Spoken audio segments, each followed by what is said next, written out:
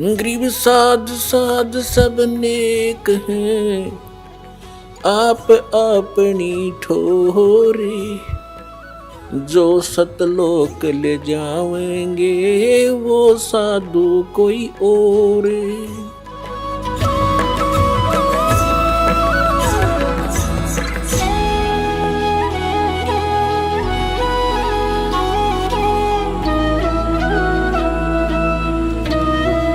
कहने का भाव पुण्यात्माओं, हम भगवान को पहचान नहीं सके क्योंकि जिनको हम गुरु मानने थे वो अंधे थे, ज्ञान नेत्रहीन थे। वो कहते मोती मुक्ता दर्शत नाही, यो जग है सब अंदरे। दिखत के तो नैन चश्म, इनका फिरा मोतिया बंदरे। किसी को मोतिया बंद हो जाता है, उसकी आंखें स्वस्थ दिखाई देती हैं और उसने दिखता कते नहीं, नपट अंधा होता है, ब्लाइंड मैन होता है वो। तो इसी प्रकार ये ज्ञान नेत्रहीन थे और दिखे थे चतुर, क्योंकि संस्कृत जाने थे। एक भाषा के जान लेने से उसमें लिखे हुए गूढ़ रहस्य को नहीं समझा जा सकता। अब हम हिंदी जानते हैं, मान ले किसी फॉरेनर ने आके हिंदी सीख ली और इसको तुलसीदास करित रामायण को ले गया वहाँ पर अपने देश में, और उसने अक्षर पैर का पता नहीं, राम कौन था, रावण कौन था, सीता कौन थी, कुंभकर्ण कौन था, विभीषण कौन था, तो उन्हें पता नहीं कि अटके बट मारेगा। हिंदी के जान लेने से उस कथा को वो कैसे सुलझा सकता है जो चौपाइयों में लिखी है। ऐसे ही वेद और ग्रंथ और पुराण और गीता जी ये परमात्मा की महिमा से परिपूर्ण है। संस्कृत के जान लेने से कोई नहीं समझ सकता जब तक ये मौखिक कथा रामायण वाली की तरह सृष्टि रचना का जिसको ज्ञान नहीं होगा। और वो सृष्टि रचना खुद रचने वाला ही बता सकता है। ठीक ठीक, अभी तक तगड़मबाजी बढ़ा रहे थे, अब प्रसंग जो आ रहा है वहीं पर आते हैं। क्या बताते हैं कि कोट जन्म तन भरमत हो गए, कुछ ना हाथ लगा रे, और कुकर सुकर खरबा बोरे, कौआ हंस बुगारे। अब परमात्मा को पहचानना एक इतना आसान हो गया। एक तो ये पहचानना है कि सारे वेद बतावें, चारों वेदों को तो हम कति फाइनल मान रहे हैं, अब भी कोई उसको न्यू कहे कि मैं नहीं मानता वेदों को, वो तो फिर भक्ति योग प्राणी है नहीं, या किसी ने भ्रमित कर रखा, उल्लू ने मूर्ख ने। जो ये कहते हैं हम वेदों को नहीं मानते, पुराणों को नहीं मानते, हम अपने गुरुओं के ज्ञान को श्रेष्ठ मानते हैं, तो सदग्रंथों को न मानना ही उनकी महामूर्खता है। और कबीर जी की वाणी भी सदग्रंथ है, वो सब ग्रंथों का ग्रंथ है, यानी उसमें ऑल इन वन है, नो समझ लो। और दूसरा वेद बताते हैं, फिर वो लीला किसने की, फिर आंखों देखा संत बताते हैं। हम सुल्तानी नानक तारे, दादू को उपदेश दिया, जात जुलाहा भेद न पाया, वो काशी माहे कबीर हुआ। आदरणीय गरीबदास साहिब जी बता रहे हैं, उनको भगवान मिले थे, जिनको वो आकर मिलते हैं अच्छी आत्मा दृढ़ भक्तों को। उनमें से एक आदरणीय नानक साहिब जी हैं, वो कहते हैं, फाई सूरत मनुकी वेश, ए ठगवाड़ा ठगी देश, खराब सियाणा भोता भार। ये धानक रूप रहा करतार। परमात्मा सतलोक से आए थे, परमात्मा उसमें समकालीन थे, इनके यहाँ भी थे, उस सतलोक में भी रहते हैं, वो हर जगह जहाँ चाहे प्रकट हो सकते हैं, प्रभु में इतनी शक्ति है। तो नानक साहिब जी को बेई नदी पर मिले थे, स्नान करने गए जब, उससे पहले भी वार्ता की थी कबीर रूप में आके, लेकिन नानक साहिब जी मान्य नहीं थे, लेकिन अंदर से टूट गए थे सच्चाई को सुन के। प्रार्थना यही करते थे, प्रभु फेर मिलो एक बाक है। आदरणीय नानक साहिब जी का जन्म पवित्र हिंदू धर्म में हुआ था। ये कालूराम मेहता खत्री अरोड़ा के घर इनका जन्म था, और इनके पिताजी जो पटवारी थे उस समय, और ये अच्छी आत्मा थी। फिर ये इन्होंने एक अपनी बहन के नगर में, जहाँ उनकी बहन ब्याह रखी थी, सुल्तानपुर शहर में अपने बहनोई की सिफारिश से वहाँ के सुल्तानपुर के नवाब के यहाँ नौकरी करते थे, मोदी खाने में। तो स्नान करने के लिए बेई नदी पर जाते थे। पहले परमात्मा कबीर जी उनसे मिले, चर्चा की और बताया कि मैं कबीर हूँ और छोटी जाति का धारणक हूँ, काशी में रहता हूँ और मैं ज्ञान की तलाश में घूम रहा हूँ। तो नानक साहिब जी ने बताया कि श्री कृष्ण जी, श्री विष्णु जी सर्वशक्तिमान हैं, ये परम शक्ति है। गीता में इसी का वर्णन किया गया है, यानी जैसा भी उन्होंने श्री नानक देव जी ने ब्रजलाल पांडे से गीता पढ़ा करते थे। जैसा भी ऐसे इन गुरुओं ने हमें ज्ञान दे रखा था, उसी आधार से नानक जी ने बहुत अपना सुनाया कि ऐसे है, श्री कृष्ण सर्वेश्वर हैं, सर्वशक्तिमान हैं, इन्हीं की भक्ति से मोक्ष होगा। तो परमात्मा ने उनसे 7 श्लोकों के उत्तर पूछे थे नानक साहब जी से। एक तो ये पूछा था कि यदि श्री कृष्ण जी सर्वशक्तिमान हैं, चौथे अध्याय के 5वें और 9वें श्लोक में, दूसरे अध्याय के 12वें श्लोक में, 10वें अध्याय के दूसरे श्लोक में कहता मेरी तो जन्म मृत्यु होते। 18वें अध्याय के 62वें श्लोक में ये किसको किसकी शरण में जाने को कह रहे हैं, पूछना आपके ब्रजलाल पांडे से। 7वें अध्याय के 18वें श्लोक में अपनी गति को अनुत्तम कह रहे हैं। उत्तम पुरुष है तू अन्य वो कौन है। चौथे अध्याय के 34वें श्लोक में कहा कि तत्व ज्ञान तो कोई और है, ये गीता वाला ज्ञान तत्व ज्ञान है, इसको संत बतावेंगे। इन बातों को कह करके नानक साहब जी नाराज हो गए ये सुनकर, लेकिन रात्रि के समय करवट बदलते रहे कि सचमुच बात तो सारी सच्ची है। नानक साहब भी पढ़े हुए थे, हिंदी भी पढ़े थे, फारसी भी पढ़े थे। उन्होंने गीता जी को देखा, एक आध ब्राह्मण से बात करी, किसी के पास उत्तर नहीं था। तो ऊपर से तो वो कबीर जी को धमका कर आ गए थे कि तू गलत बोलता है तो मुसलमान दिखाई देता है। तो परमात्मा चले गए थे उस टाइम। कुछ दिनों के बाद उसको ऐसी कसक लगी नानक जी को, अंदर से रोने लगे, तड़पते थे। एक बार फिर मिले महाराज, फिर बात करेंगे। वो फिर दोबारा फिर मिल गए 15-20 दिन के बाद। उस समय केवल नानक जी को दिखाई दे रहे थे, अन्य को नहीं। कुछ देर बात हुई थी, फिर नानक जी ने, क्योंकि वो मन नहीं टेकता जल्दी सी, उन्होंने कहा था कि मैं इस दरिया में छलांग लगाऊंगा, मुझे ढूंढ देना।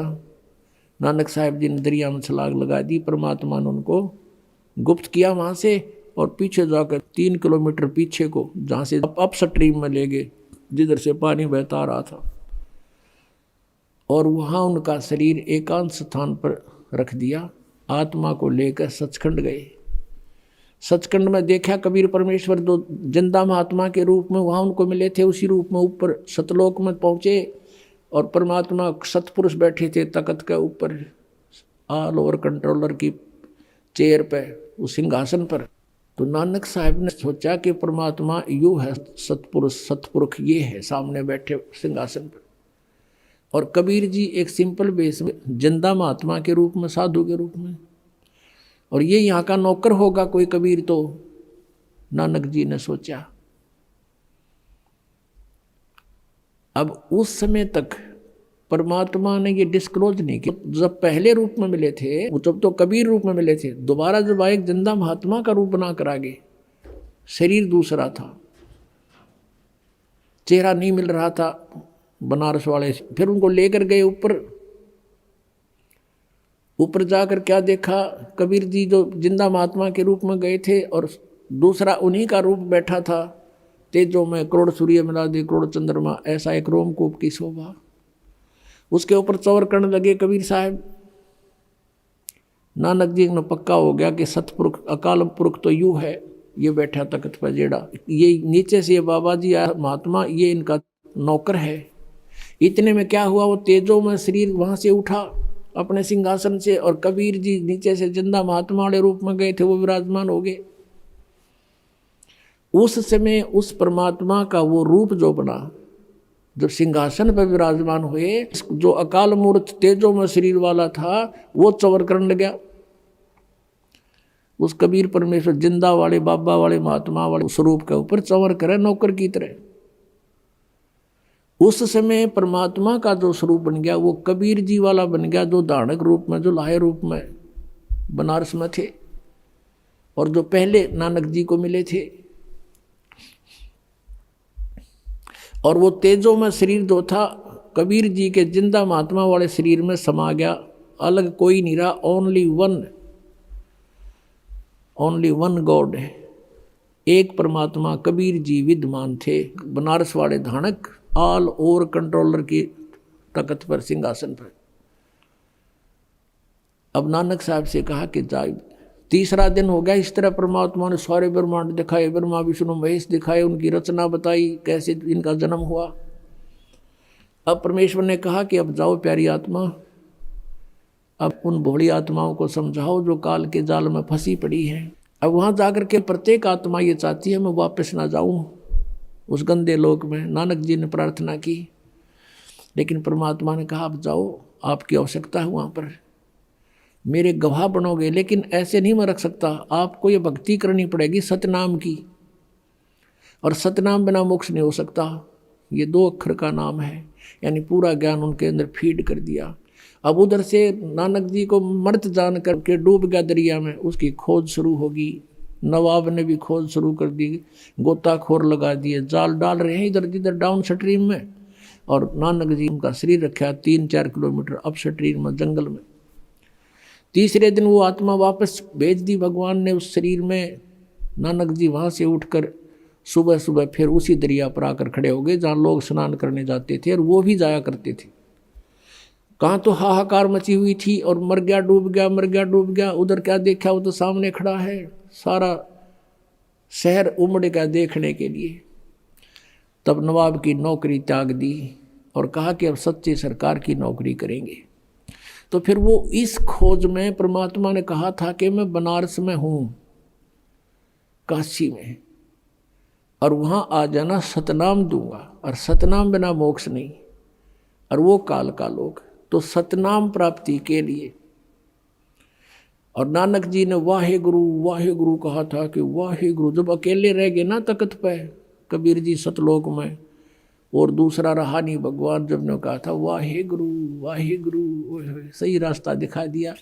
और स्वयं भगवान वाहे गुरु, वो नीचे आ गया। नीचे आकर उसके मन में रट लगी कि वो ही गुरु मिला जो सतनाम दे। और ये 7 श्लोक जो परमात्मा ने प्रसन्न किए थे नानक जी ने, ये 7 श्लोक उसने नोट कर लिए। जो भी कोई ब्राह्मण विद्वान मंडलेश्वर उनको मिला, उनसे 7 श्लोक करते थे। बताइए 18वें अध्याय के 62वें श्लोक में यो गीता ज्ञानदाता किसकी शरण में जाने को कहता है। फिर वो करते फरड़ अपनी शरण में कहता है, अपने बारे में कहता है, छड़ दे गल। फिर वहाँ से चल पड़ते थे। वो न्यू पहचान करते जा रहे थे कि कौन से हैं वो भगवान। अयु ज्ञान जब स्वर में बोलेगा वो सही गुरु वही पाएंगे असली तक। उनकी खोज करनी थी, कहीं महात्माओं में यही छुपे ना हो। पहली उदासी यानी कति मायूस होकर यात्रा की थी, उसको प्रथम उदासी कहते हैं। तो बनारस में पहुँचे। कबीर जी ने यह भी बता दिया था कि मैंने रामानंद जी को गुरु बना रखा है, वो मेरे गुरु जी हैं, पहली मीटिंग में बताया था। तो रामानंद जी सुप्रसिद्ध थे। रामानंद जी के आश्रम में पहुँचे, वहाँ उनसे प्रश्न किया कि ऐसे ऐसे गीता में लिखा है, क्या आप जानते हो? रामानंद जी महात्मा थे, वो सच्ची बोला करते। कहने लगे भाई आजा, बैठ जा सरदार जी, आजा बच्चा, मैं जानता नहीं था लेकिन अब जान गया हूँ। मैं नहीं जानता था, मैं विद्वान पाक रहा था, लेकिन मुझे कख का पता नहीं था। वैसे तो वो मेरे को उन्होंने वचन दे दिया, वो भगवान है, परमात्मा है, अब मालिक हैं, सतपुरुष हैं, और मेरे को उन्होंने अपनी स्थिति ऊपर दिखा दी सारी, लेकिन उनकी आज्ञा का मैं पालन कर रहा हूँ। वो मेरे शिष्य नहीं है, मेरे गुरु हैं, लेकिन मर्यादावत उन्होंने कहा कि मुझे आप अपना शिष्य ही मानोगे। वो मेरे शिष्य कहो, मेरे गुरु कहो। और भाई उस कबीर जी ने मुझे यो ज्ञान बताया है। तो नानक जी ने कहा कहाँ मिलेंगे वो, कि अभी आएंगे शाम को यहाँ पर। नानक जी ने सोचा इतनी देर कौन डटा भगवान पृथ्वी पे, और हमने उसके लिए खोज के लिए सिर दे रखा। कहने लगे महाराज मुझे एक रास्ता बता दो, कहाँ है वो? कि वो अपनी झोपड़ी में होंगे। एक सेवक भेज दिया कि जाओ झोपड़ी पर छोड़ के आओ।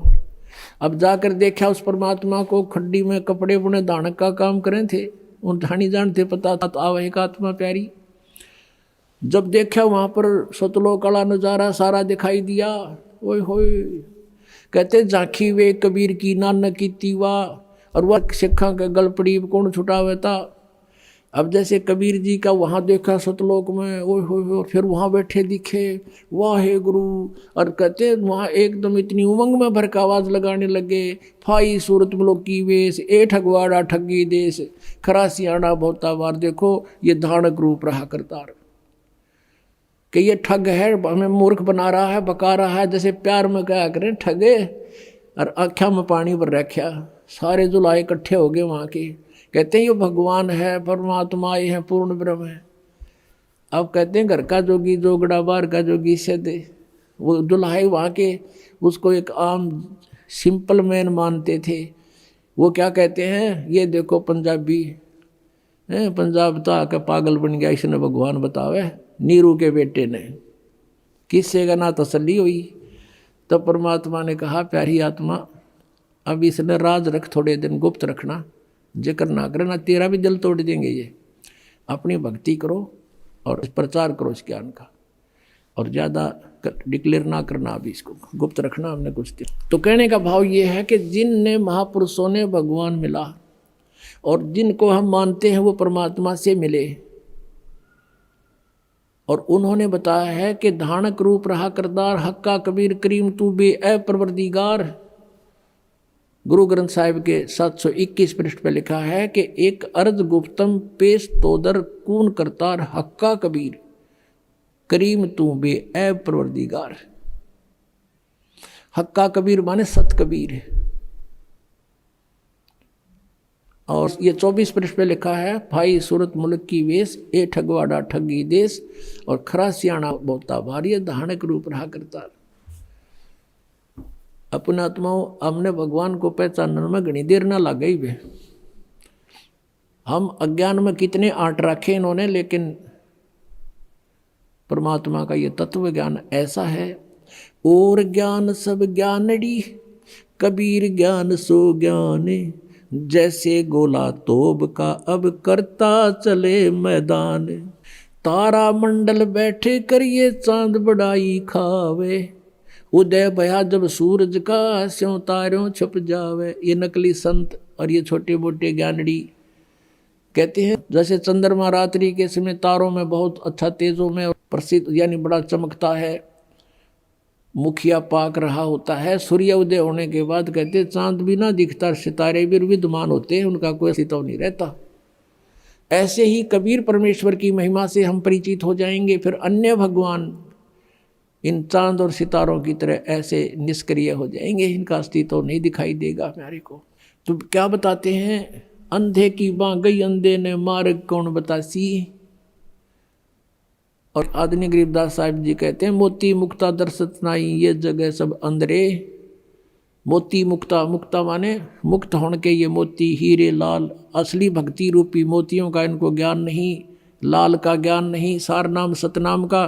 और ये कंगाल बन गए, कौड़ी को लाल जानकर आन उपासना करके अन्य देवताओं की पूजा करके ये कंगाल हो गए। मोती मुक्ता दर्शत नाही ये जगह सब अंधरे, और दिखत के तो नैन चश्म इनका फेरा मोतिया बंदरे।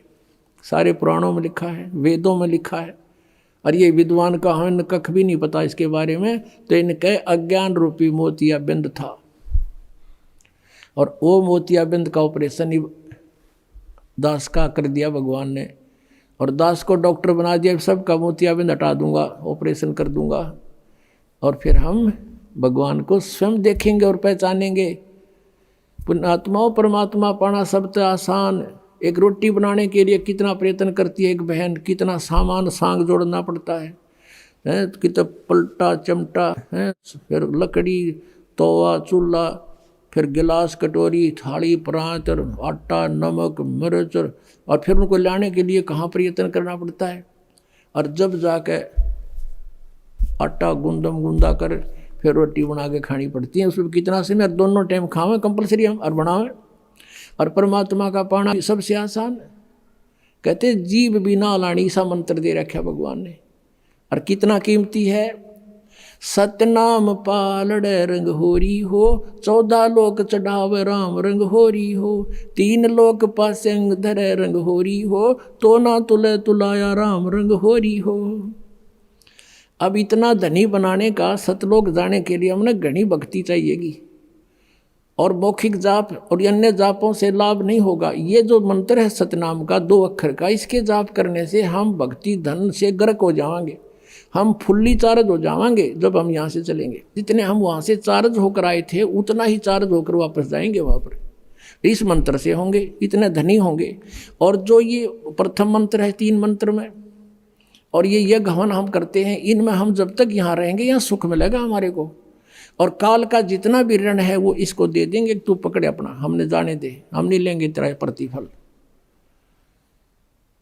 और ये 2 मंत्र 2 शेष बचेंगे, उसमें से जो तत् मंत्र का आपको दिया जाता है जाप, उसको हम अक्षर पुरुष के 7 संग ब्रह्मांडों को पार करने का टैक्स है उसका, वो दे देंगे, संभाल तू अपना इसको। ये जो सत्य है, ये सार नाम है, इसकी भक्ति से हम सतलोक में पहुंच जाएंगे, स्थाई स्थान मिलेगा।